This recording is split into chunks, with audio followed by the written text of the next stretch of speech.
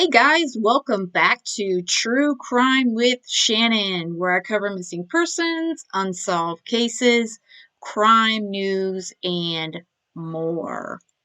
Well, I'm back with the Idaho 4. Does anyone else feel a little cringy when we refer to these four young folks as the Idaho 4?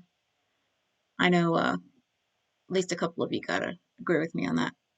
It is a little odd, but I suppose all these cases end up kind of having some sort of a nickname or whatever have you.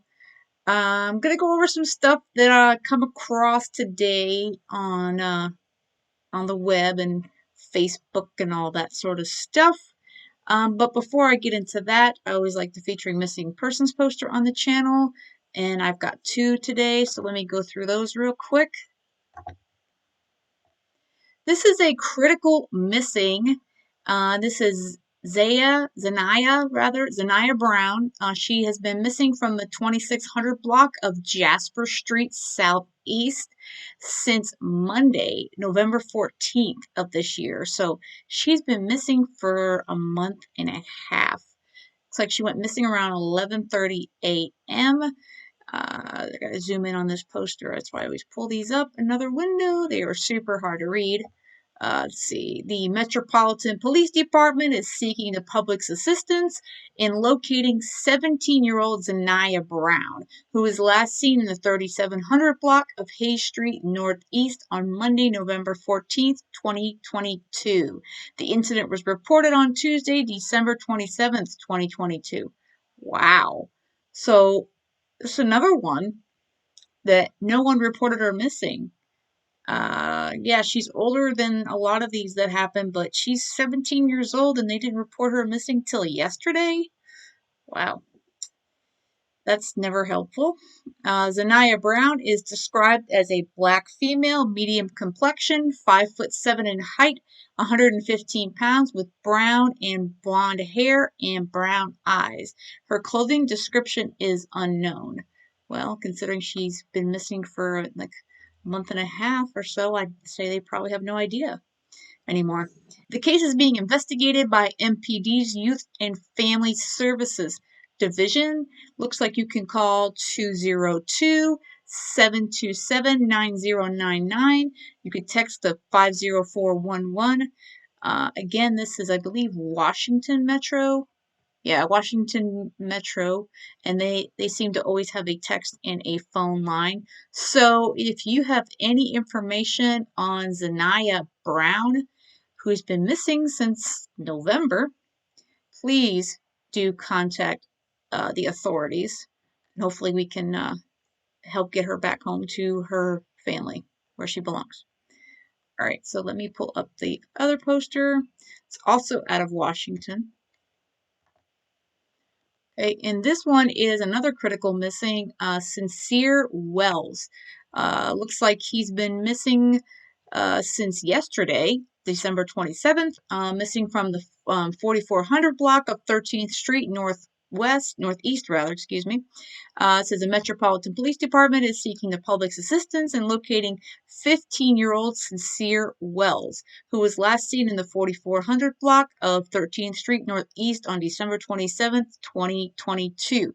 Sincere Wells is described as a black male, 6 foot in height, 140 pounds, with brown eyes and black hair. He was last seen wearing a black coat, black sweater, black pants, and turquoise sneakers.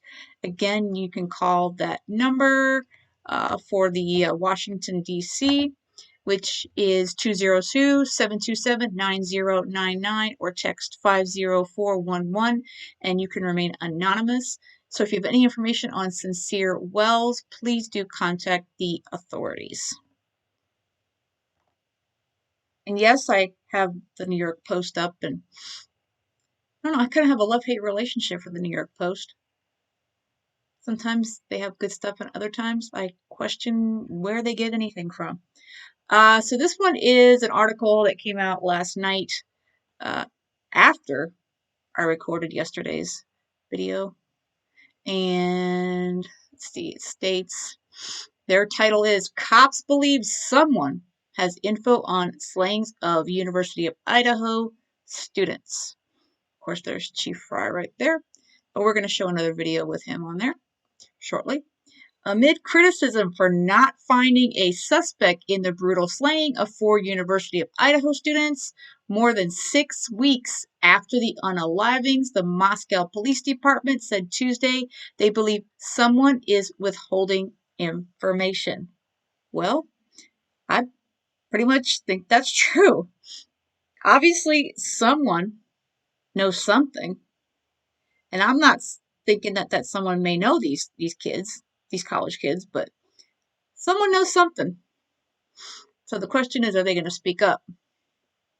And I'm also thinking that the police have more, to go on, and they may even have some more potential persons of interest that we, the public, are not yet aware of. The department said in an update that detectives believe that person may have a crucial detail that adds context to what occurred on the night of the unalivings. Our focus remains on the investigation, not an individual's activities displayed in the tip, police said. Yeah, they've said that pretty much all along. They don't care if you were drinking or doing drugs or what have you.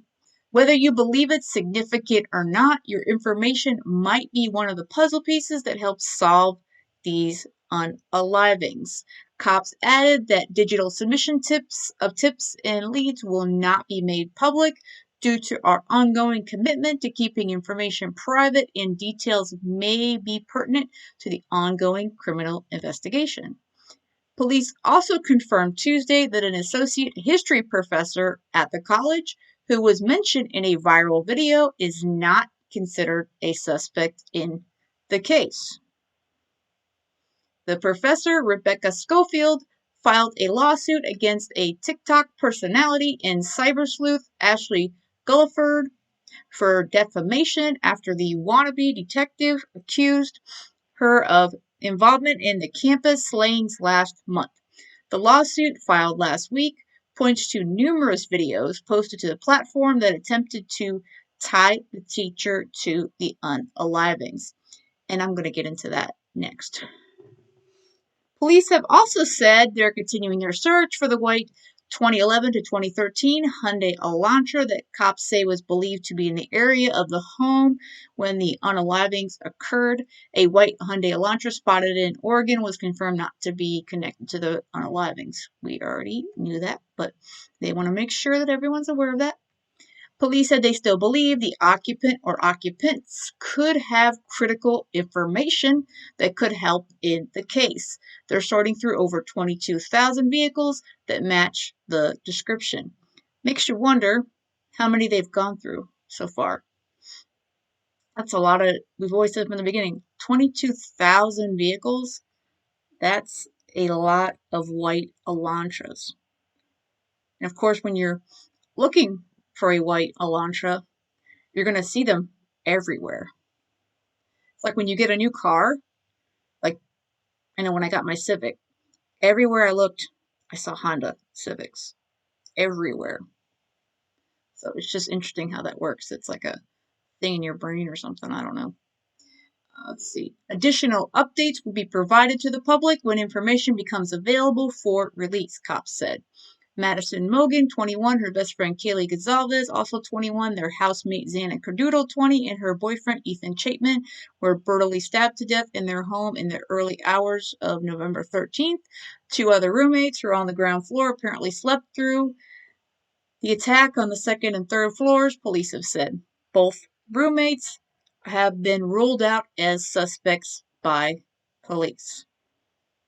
Okay, and again, this is the infamous photo that was taken the day before, oddly enough, and the 2 survivors are at either side. I'm still puzzled by how one former roommate,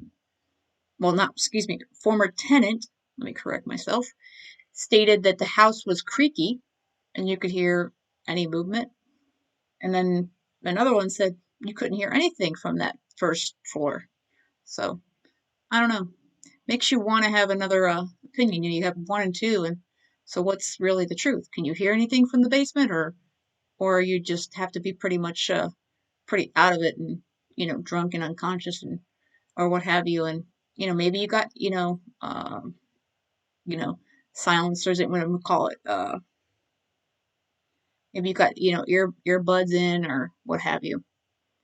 Police have received almost 12,000 tips and over 4,500 digital media submissions. Wow. 4,500 digital media submissions. That means like videos and photos. That's a lot of JPEGs and MPGs and what have you to go through.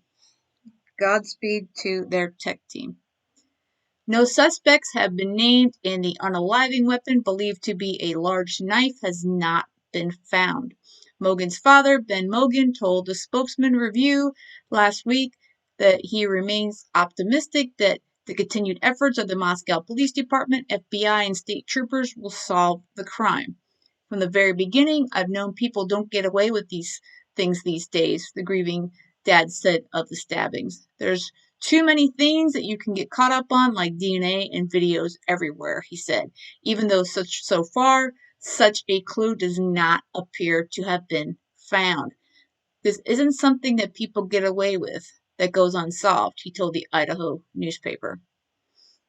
I agree with him. And these parents have to remain optimistic, and so does the rest of their siblings and their friends, because we all need to remain optimistic. And like I said before, we all know you enter somewhere, you leave something from yourself, and you take something with you. So whomever entered that home in those early morning hours and attacked these four young people left something of themselves there. And while it could be a female, I'm thinking it was a male or males. But, you know, you can't rule out a female, but I'd find it hard for a female to maybe take all three girls and Ethan, but you don't want to rule anybody out or any possibility out at this point, but we shall see. I'm hoping that amongst all that DNA and what have you from the crime scene, that one or more of these young folks got some hairs, some skin under their fingernails, something from their attacker to tie them to that crime scene. That would definitely be critical for this case, for sure. We're taking the facts that we know, we're taking all tips that we know, and we're putting those pieces to the puzzle together and painting that picture. But we're moving forward on this investigation, and we're not going to stop until we get a conclusion. It's been 6 weeks since 4 University of Idaho students were murdered in their off-campus home. 6 weeks in, KREM 2 is still pushing for information from investigators of the Moscow homicides. KREM 2's Shannon Mowdy sat down one-on-one with the police chief to find out where the investigation stands today. And what can you tell us tonight, Shannon? Moscow police are still gathering those tips and waiting on lab results tonight, and they are urging anyone who may know anything to come forward, submit a tip, because you may hold the key to solving this case. In a release Tuesday afternoon, Moscow police announced there's still no identified suspect in the quadruple homicide on King Road, though they believe someone knows the missing piece of this picture. We've had over 17,000 tips. Chief James Fry says the small department is still staying focused on finding facts in a muddle of rumor. The online stuff, that's going to happen, right? I mean, that's just the day and age we're in. There's a lot of people who are sending us tips and stuff through that, and we're going to look into all those as well. So some of it's very useful, some of it can be distracting. A nationwide team's going through all those bits of information, looking for that one piece that could change everything. Maybe you saw something that you don't know is the key, but maybe detectives and law enforcement know that That's Yep. the thing they need. That's exactly right, and that's why we've asked people, with any pictures from that night or any video to send it to us, send it to our tip line. All right, so here is a video about the TikTok user being sued by the Idaho professor. So let's check it out. Idaho murder mystery. It's been more than 6 weeks since those 4 students were killed and the killer still on the loose. Now a professor at the school is suing a TikTok user who claims she was responsible. Mola Lengi joins us with the latest. Mola, good morning. Well, good morning, Janae. For weeks, investigators have been combating a lot of misinformation on this case, but they say this claim that this professor is somehow involved in the murder is perhaps the most high profile, as it has been shared online millions of times. A University of Idaho professor is suing a so-called internet sleuth for defamation after the TikTok personality posted a series of videos accusing, without any credible evidence, that the professor was somehow tied to the November murders of 4 college students. According to the lawsuit, TikToker Ashley Gillard posted 6 videos claiming Professor Rebecca Schofield was responsible for the 4 students' deaths. The suit says the videos have been viewed millions of times, stating that Gillard falsely claimed Schofield ordered the execution of the 4 students. Gillard is not backing down and says she looks forward to any upcoming trial. This, the most high-profile example of online speculation that has been denounced by authorities who have urged the public to avoid sharing misinformation or rumors about the case. What we want to say is we are the official source of information. And anything that comes from other sources is either rumor or speculation. The Moscow police still have not named any suspects and have not recovered the murder weapon used in the stabbing deaths of the 4 students during the early morning hours of November 13th. According to the lawsuit, Schofield, who chairs the history department at the University of Idaho, had never met any of the 4 murdered students, nor had any of the 4 been in her classes. Despite receiving cease and desist letters from Schofield's legal team, the Texas TikToker has continued posting videos. Schofield's attorney tells ABC News the statements made about Professor Schofield are false, plain and simple. This lawsuit became necessary to protect Professor Schofield's safety and her reputation. The University of Idaho also weighing in, blasting Gillard's videos, saying, "While this lawsuit is a private matter, U of I does not condone spreading false information and finds this particular allegation to be one of the worst we have seen." Well, again, no arrests have been made in this case. No suspects identified this morning. The university is on their winter break, but police stress the investigation will continue while classes are out. They say they have received around 12,000 tips since this investigation began, Gio. 12,000 tips and still such a mystery. So, again, like they stated in the video, she was sent cease and desist, and apparently she decided to ignore them. And I don't blame this professor whatsoever. This could ruin her reputation, like she stated in her safety, because if people truly believe that she had something to do with this awful case, this awful crime, they could come after her or her family.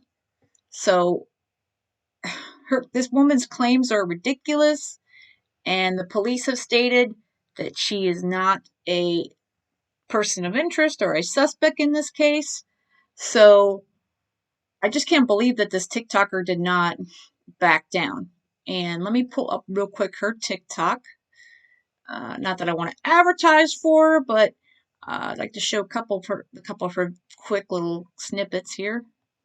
So this is her TikTok. I don't go on TikTok pretty much ever. I have an account, and I think I have like 2 videos on there, and one video is our dog playing with a balloon. So, yeah, I'm not really a TikToker whatsoever. I'm not slamming it. It's just not my thing. So, obviously, she's got a following, and she's got a lot of likes and stuff, but, people like drama too. So, this is the video where she mentions that she's not afraid to go after with this lawsuit here. Like, I have physical evidence against Rebecca Schofield that validates everything that I've said about her, but I can't speak on it now because it has to wait for court. So hopefully court doesn't take too long. Hmm.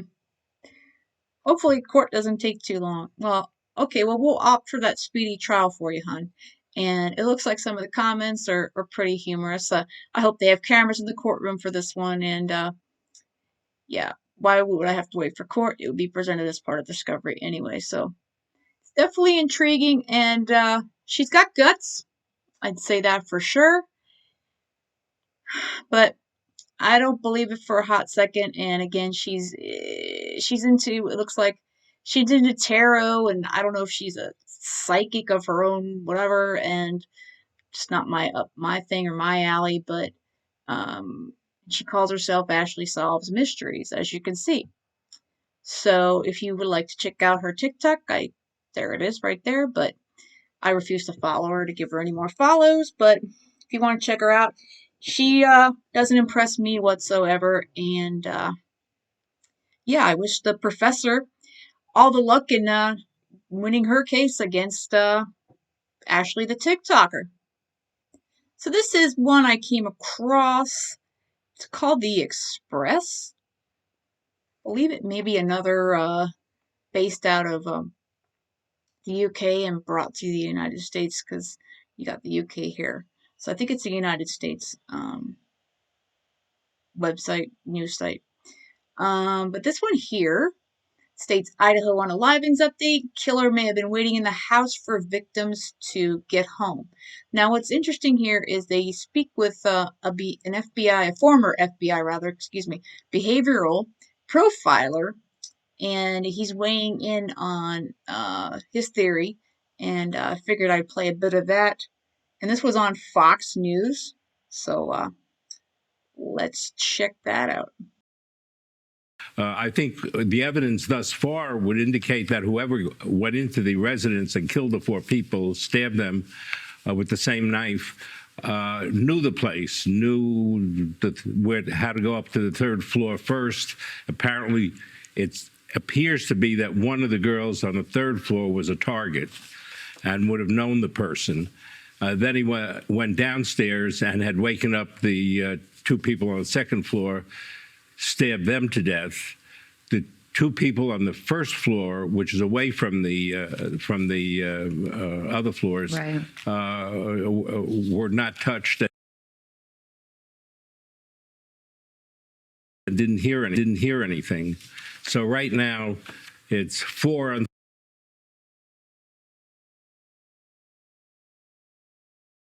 unsolved murders 6 weeks later, and real fear. It's a real mystery. And Dr. Bodden, So sorry about the bit of a fuzzy video there. I don't know why it pulled up a bit fuzzy and had a little bit of a skippy video on there and some audio. See if I can fix it up on the post editing. But I think that's basically what I've been thinking, that the attacker had to have known that home. And seeing all these videos that we've been seeing, I'm actually going to play a couple real quick body cam videos that another YouTube creator was able to get through the FOIA. That their house again was a party house, and all kinds of people were there. I mean, heck, that one call that we saw, Maddie and them were not even home, and it seemed to be that there was none of the girls that were home and they were people just partying there that didn't even live there. So seems to me that a lot of people who didn't belong there or what have you, they just sort of came there to party. So it just takes 1 or 2 people that, for whatever reason, decides to go there and commit this horrific crime. So I believe they definitely knew the home as well. I believe he's right on that. And I don't know whether the girls, the 2 best friends were first or the couple was first. I don't, I'm sure we'll learn that eventually down the line. But I guess that doesn't really matter as much unless one or the other was the initial target. But either way, yeah, they knew that house for sure. I believe that. I agree with that completely. The attacker knew that home. But let me know what you guys think on that as well in the comments.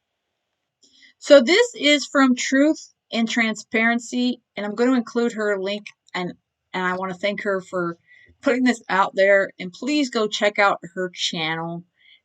She has been doing amazing work with these FOIA requests to get the body cam footage. And I'm just going to play a little bit of it. And then if you guys want to check out the rest, please go over there and check her out because I don't want to steal her content. But here is, there's like 3 different officers, I believe. And I'm just going to show a bit of the first one. And then you guys can jump over there and check out her channel for this one. And there's one other video I'll show a bit of. But let's check it out. 1122 King Road.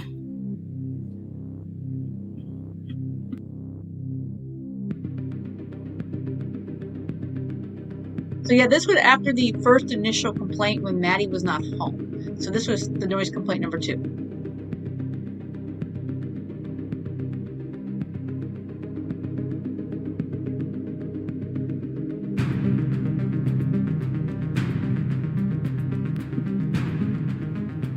I will be dropping a bombshell on the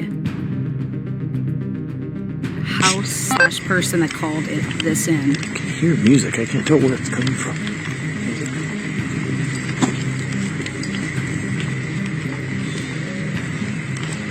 Same people as before? No, this is over here.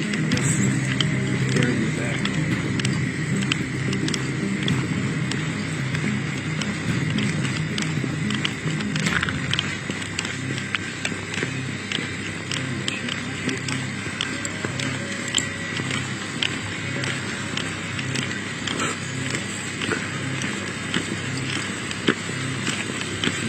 I think it's the same one. Huh? I think it's the same one. Yeah.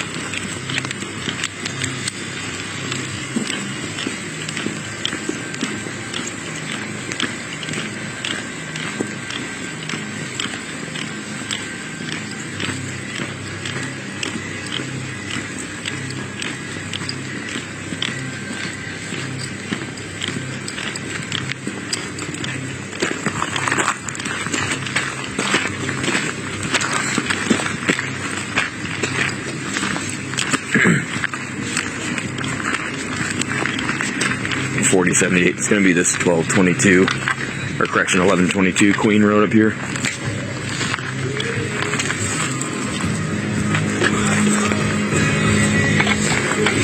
I got it. Music down. Hey guys, second time. I need somebody to come to the door. Music stays off. Party's over.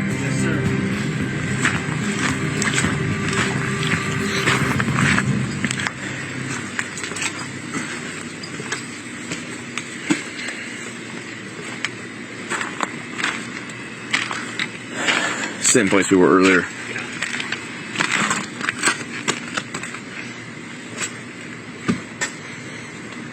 What was the name of the gal you talked to?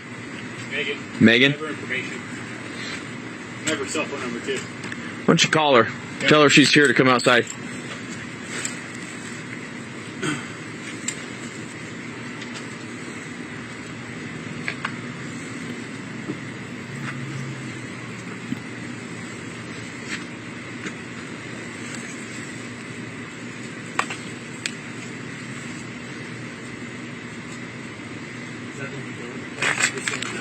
Yeah.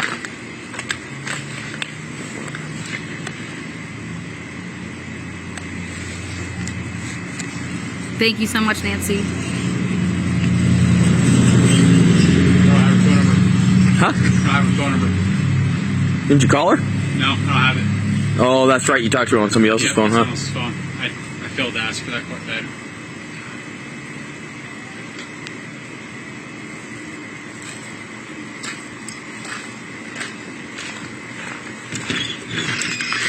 Hello, miss. Hello. What's your name? Xana. Xana, do you live here? Yes. Okay, did Megan talk to you earlier? No. Okay, does Megan live here? Megan, I do not have a Megan that lives Megan Mogan? Maddie Mogan, yes. Madison Mogan, yeah. Madison Mogan? Okay, she does live here? Sorry, she is at the club She's 21. I'm just going to bed. I have a couple friends over, but this is my ID. Have you talked to Maddie tonight? Yes, I have. Well, she's at the corner club. Okay. Did she tell you anything about anything that happened earlier or anything like that? Honestly, not really. I've just been here the past hour. Okay. Just trying to go to bed. Can I grab your ID from you? Yeah, I'm not 21. My roommates are 21. I just came to go to bed. We're not here to talk about the alcohol stuff, okay? Okay, yeah. But this is the second noise complaint we've had here tonight within 2 hours. I'm sorry okay? about that. So this time it was the blonde gal and the guy on the back porch playing music, okay? So I sincerely apologize about that. I'm just going to bed. Okay. So just so you understand, you could be getting a misdemeanor citation for this, which means you have to go in front of a judge and explain why you couldn't keep the people in your house quiet. Okay? We've already talked to Maddie once and told her the same thing. Okay? The only reason she's not getting a ticket is because she's not standing here in front of me. But I'm telling you right now, if we have to come back, you're getting a ticket. Okay, so and you will I'm have to go not see a right now. judge. I'm fine right now. You're not getting a ticket right now. I'm just trying to go to bed right now. I mean, I understand you guys. You're coming here. I'm just going to bed. Okay. Well, understand that you're responsible for the residents. Okay. So whoever else is here, if they have a safe way to get home, you need to kick them out. Or tell them to come inside and be quiet. Okay. Because the houses that are on this hill all the way around here, we can hear you from clear down the road when we were coming up here. We can hear the music. And that's I'm so sorry. where we're past the point of having polite conversations, okay? Because I'm so neighbors are being sorry. kept up. Okay? I'm sorry. It's just like, So The blonde gal and the guy up there, are they roommates too? I'm sorry, what? The blonde gal and the guy that's upstairs, are they roommates too? None of my roommates are home. I'm the only one home. Well, so These they are all my conversation. friends. Okay. So do you understand 100% I understand. what's going to I'm just happen? going to tell everyone, get the fuck out or figure it out. And I'm not saying that you got to tell everybody they have to leave, but I'm telling you, any outside music, any loud yelling needs to be done. Okay. Because next time you're getting a ticket. Okay. Okay? And if you get a misdemeanor citation, the university is not going to take kindly to it. Yeah. So not only do you have to go see a judge. I've never had to deal with this ever. Yep. And we don't want to start now. I don't ever remember having come here, so I understand you guys are having to get together, but people have a way of taking the invitation and using it as an excuse to get out of control and be loud. Advantage. Yes, Exactly. I understand. Okay. I'm so sorry. It's okay. I just hope for your sake that your friends don't put you in a position where you get the citation and you have to go to court to defend yourself from your friend's behavior. Make sense? Okay, thank you so Okay. much. You want to get a good phone number for her? Yep. So it's kind of odd to hear, Zanyia. Again, this is back in September. And sounds like she was pretty intoxicated to me. But so you can see a couple of the comments coming up from her, from Lana's live there on Truth and Transparency that, they're just having a party and yeah. And apparently I believe that who called in the complaint was a fraternity nearby. So yeah. So I don't know what's going on with that. So anyway, please, I'm going to include the link to this video and please go check it out. Give her likes and views and all that. And let me pull up one more, and it's also from Truth in Transparency. And it's another body cam with Kaylee. So this is a body cam video previous, obviously, to the attack on November 13th. And this one has Kaylee in it. And again, this is from Truth and Transparency, and I'll include the link. And please go over, check out her channel, and hit those like buttons over there, and give her a subscribe. Okay, so let's check it out. Last night, because I'm looking for one with Xander Dash. Nope. Sorry, you can always call us later and ask in case it gets turned in here. It's our business line. Sweet, thank you. You bet.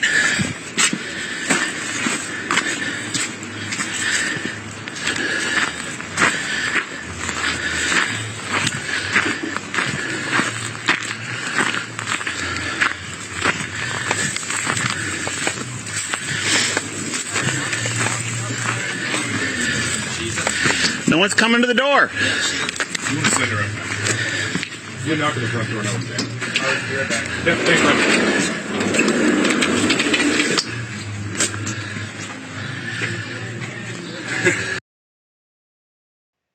So there was a beginning to this, and I'm not going to play all that. There was another party down the street, and then they decided to warn these guys as well, which is the residents of the girls.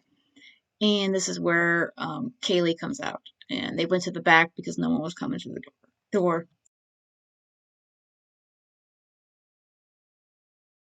Yeah, I took one look at that speaker. I said,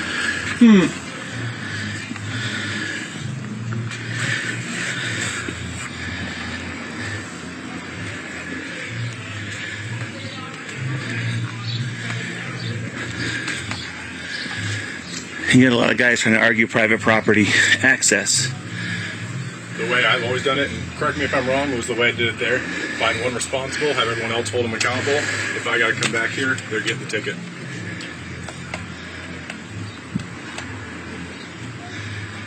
Because then it's on them to nip everyone else in the bud. Yeah, and if they don't come out, we just contact landlords. Yeah. Or we come back the next day or the next time you work. Yeah. And just note that lack of cooperation does not go a long ways with us. Yeah.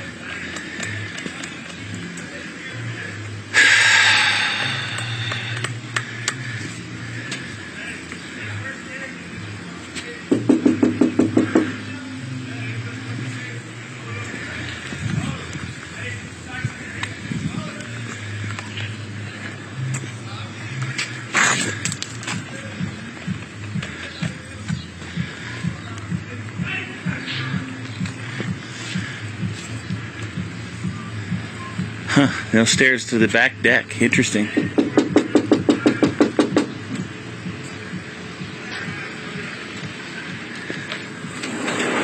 are you?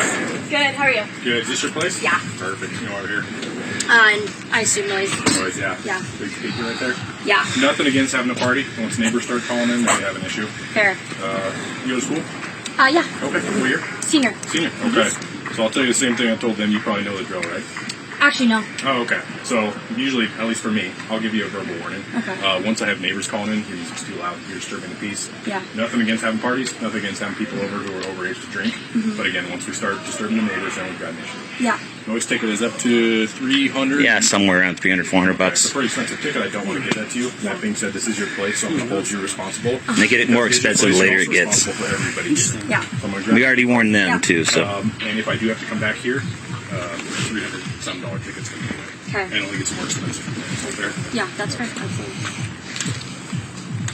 Actually, what's the phone number for you? 208-640-481.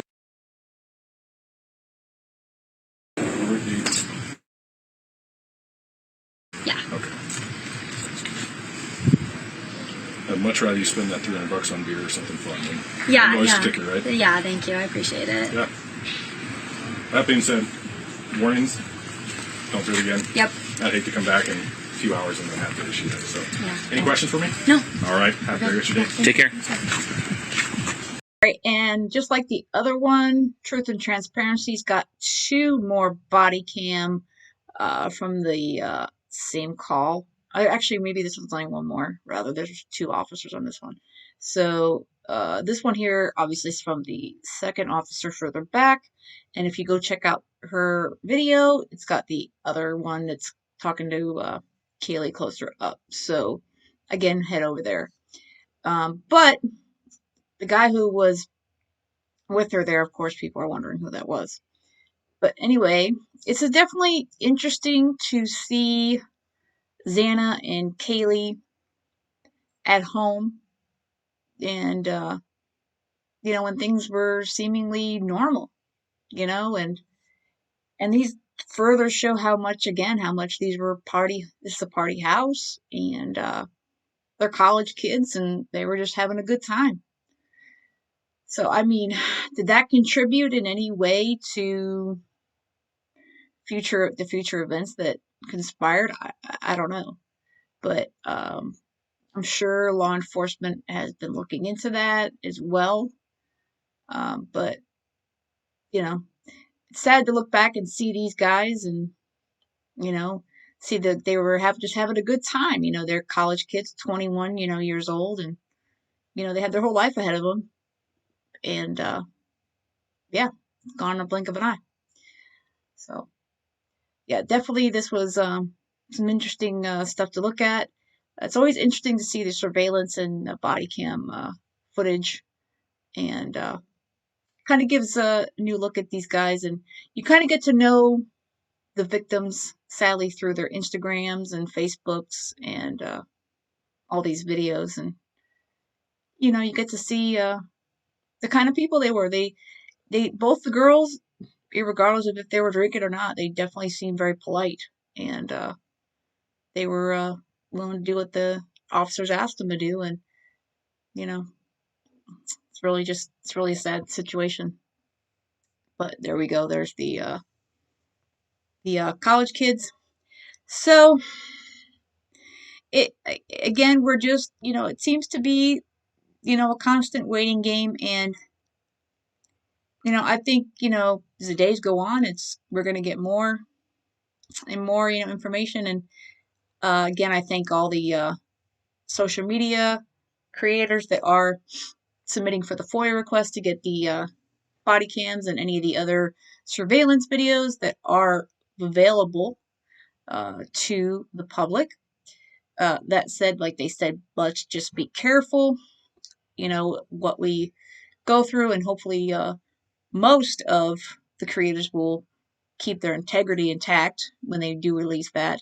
I believe Truth and Transparency is releasing them exactly as she received them. So, uh, again, applause to her and on that.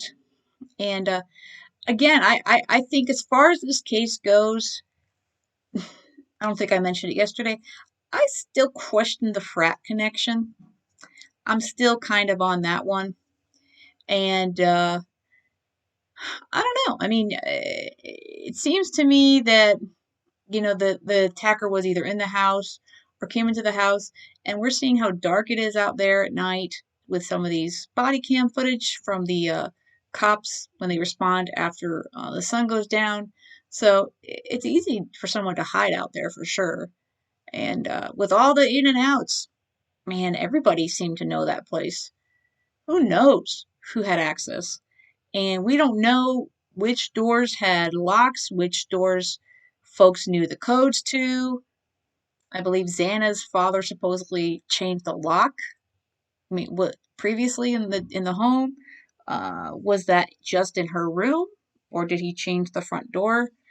And again, if he changed the front door, if there was a code, did that get given out to everybody else as well? Because it sure seems a lot of folks still, were there on these body cam times that they were getting noise complaints. So, it's definitely sad to see, that they were weeks before. These guys were just kind of, living up their college life, and, and Kaylee was about to graduate, and move on to, I believe, Texas it is, and, start her life. And it's truly sad that they were taken so young. And, I really do hope that they find the culprit of this, and they can be brought to justice. And one last thing before I sign off on this one, there have been some GoFundMe's circulating, and I got really iffy thoughts on the whole GoFundMe situation. It There's so many people who can pick up a GoFundMe, just create an account, set up a little, I hate to say sob story, because it's happened, guys. It's happened. And then, go on there and say, oh, this is for, such and such a victim. This is for such and such and there was one that went up, I believe, yesterday. It was for, I believe it was started by Kaylee's aunt, and stating it was to pay off her Rover vehicle, which I believe she just got like a week or so, which is why she came to show off her vehicle and I guess bring the puppy over. And as of this afternoon, through the Gonzalez attorney. They're stating that that GoFundMe will be closed and the money will be returned to anyone who has made a donation. I didn't pull it up to check, but I'm going to trust that that's going to be accurate on that. I know there's another GoFundMe, I believe, from Maddie and Kaylee, and there was a GoFundMe from Kaylee from the Gonzalez family for a private investigator, and I'm sure Xana and Ethan, they may or may not have one. I'm not sure. I'd have to go through and check. But again, I would just say if you're gonna donate, that's obviously up to you. I would just be super careful. You never know, where the money's truly going. And seeing that I'm covering these cases now for almost a year. I mean, like I said, there's GoFundMe's started every single day. And a good amount of them do go to help. I mean, you go to help make posters, to help find a missing loved one, to get supplies, what have you. They're great. I mean, they really do help a family out. But this whole one that was for this vehicle payment, I mean, that whole one, obviously, I'm glad that the family squashed that one because, come on, that vehicle, if nobody wants to pay it off, it's got to go back. It just go back to the bank and the dealer and just be done with it. I mean, it's a car. But again, use your own discretion. And, I think it's great to help out these families if you feel like you want to help them out. But I think, something like a memorial, or if you want to help out the families directly that may be in need. I believe was it Ethan's family or Xana's family? I believe one of them had a potential scholarship fund started up. See, those things are great. But again, just do your research and do your due diligence to check into anything you donate to, and it's always good to kind of make sure it's legit and it's going to the place you want it to go to, and it's always good to do that because I know a lot of us are, you know, life's expensive. I mean, heck, you can't go to the grocery store and get out of there very cheap anymore. So, we all like to help other folks out. I mean, I know I love to. It's always nice to help another person out, but you want to make sure it goes to the right people and the right person you're intending it to. So, all right, so that's going to be it for today, y'all, and we'll see what happens tomorrow. See what comes out, and go from there. This is a case that it's just hard to not keep your eye on, and I think about these families all the time. So, all right, I hope you guys have a great rest of the day. And if you do me a favor on your way out, hit that like button if you like the content that you're seeing. And if you like the content and you haven't subscribed yet, hit that red button for me and the notification bell. That way you'll be notified whenever I post a new video. All right, guys, have a great one. And most of all, stay safe.